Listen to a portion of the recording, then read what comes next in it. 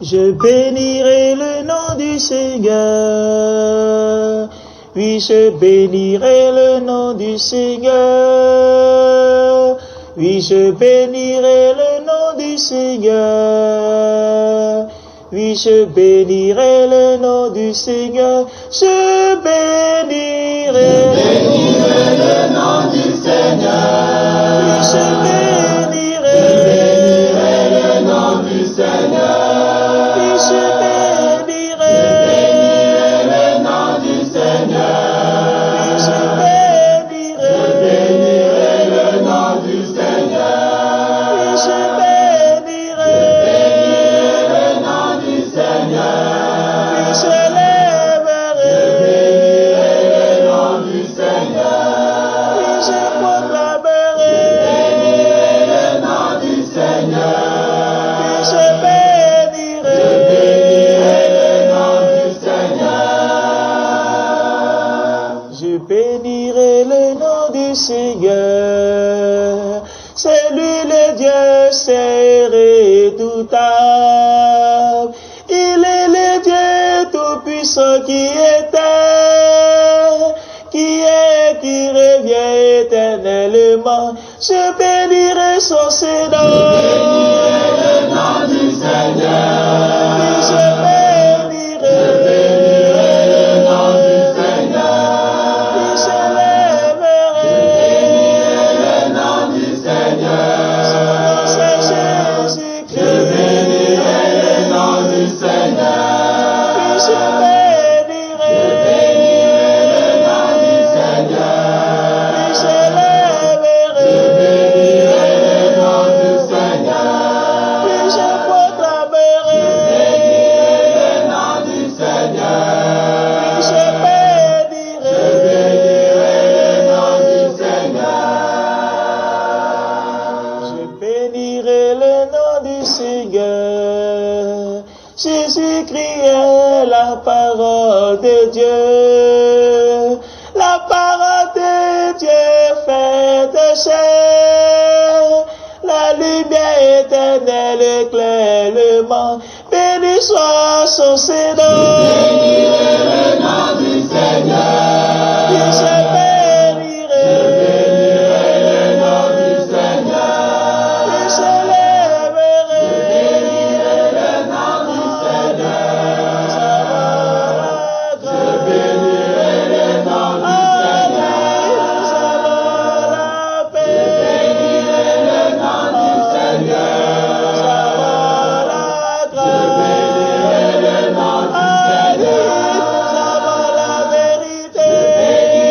le nom du Alléluia, ça va restaurer. le nom du Seigneur. Je bénirai le nom du Seigneur, lui qui nous donne la respiration, le mouvement, la vie et l'aide. Son nom est redoutable. Jésus-Christ est vivant. le nom du Seigneur. Oui, je bénirai. le nom du Seigneur. Oui, je bénirai. le nom du Seigneur. Oui, je lèverai. le nom du Seigneur. Ça va vivant.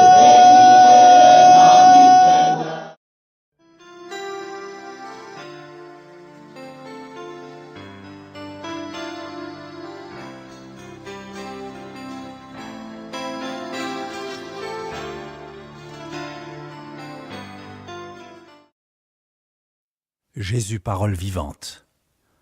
Il est le créateur de la Genèse, le libérateur de l'Exode, le grand prêtre dans le Lévitique, l'espion courageux des nombres et le grand pédagogue dans le Deutéronome.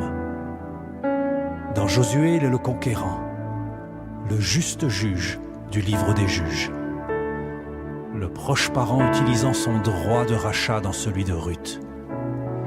Dans 1 et 2 Samuel, il est le second David, le roi des rois dans 1 et 2 Rois. Dans 1 et 2 Chroniques, il tient les registres et règne sur l'histoire. Il est le bâtisseur du temple dans Esdras et le bâtisseur des murailles dans Néhémie. Dans Esther, il est le roi qui sauve son peuple. Dans Job, il est le Rédempteur vivant qui bénit d'une double bénédiction même si Satan nous a dépouillés. Il est l'objet de toutes nos louanges dans les psaumes et la sagesse dans les proverbes. Il est le grand penseur de l'Ecclésiaste, l'amour de nos vies dans le Cantique des Cantiques. Dans Ésaïe, Jésus est le roi le plus haut. La gouvernance repose sur son épaule. Il est aussi le serviteur souffrant, méprisé, se chargeant de nos péchés. Il est le prophète pleurant dans Jérémie, les larmes de Dieu dans les lamentations. Dans Ézéchiel, il envoie son esprit sur les ossements desséchés qui reviennent à la vie. Dans Daniel, il est le 4e homme dans la fournaise et la pierre surnaturelle qui détruit les fondations des royaumes de ce monde. Dans Osée, il est le mari fidèle au cœur brisé. Il est la pluie de l'arrière-saison dans Joël. Il est le torrent de justice dans Amos, le souverain et juge des nations dans Abdias. Il est le Dieu de la seconde chance dans le livre de Jonas. Il est juste, rempli de miséricorde et humble dans Michée. Dans Nahum, il est la colère et la consolation de Dieu.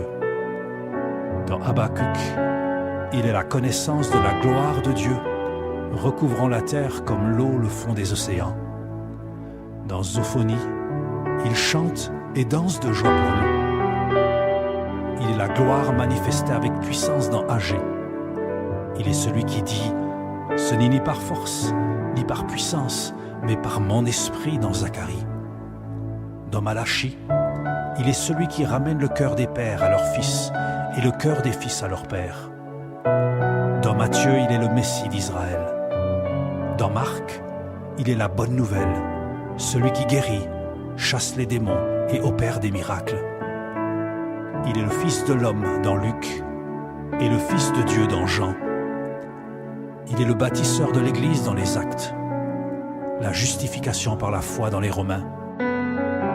Dans 1 Corinthiens, il distribue les charismes et célèbre l'excellence de l'amour agapé. Dans 2 Corinthiens, il est le véritable apôtre, payant le prix pour l'annonce de l'Évangile. Dans les Galates, il est le fruit de l'Esprit, celui en qui il n'y a ni juif, ni grec, ni esclave, ni libre, ni homme, ni femme. Dans Éphésiens, il équipe son Église des ministères et nous revêt de l'armure de Dieu. Dans Philippiens, il est le serviteur qui a quitté la gloire du Père pour revêtir notre humanité. À son nom, tout genou fléchira dans le ciel et sur la terre. Dans les Colossiens, il est celui qui nous a délivrés de la puissance des ténèbres pour nous transporter dans son royaume. Dans 1 Thessaloniciens, il est l'évangile prêché par la puissance du Saint-Esprit. Dans 2 Thessaloniciens, il est le roi qui revient revêtu de gloire et de majesté. Dans 1 Timothée, il est le seul médiateur entre Dieu et les hommes. Dans 2 Timothée, il est le maître qui forme ses disciples, qui à leur tour en formeront d'autres.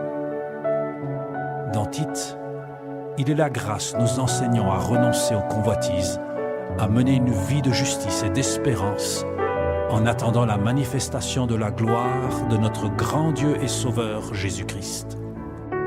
Dans Philémon, il est celui qui libère les esclaves et leur donne une nouvelle destinée. Dans les Hébreux, il est le grand prêtre selon l'ordre de Melchizedek, l'initiateur et le finisseur de notre foi. Dans l'épître de Jacques, il est l'auteur des bonnes œuvres qui accompagnent notre foi. Dans 1 Pierre, il est l'agneau sans défaut qui nous rachète de la vaine manière de vivre héritée de nos pères.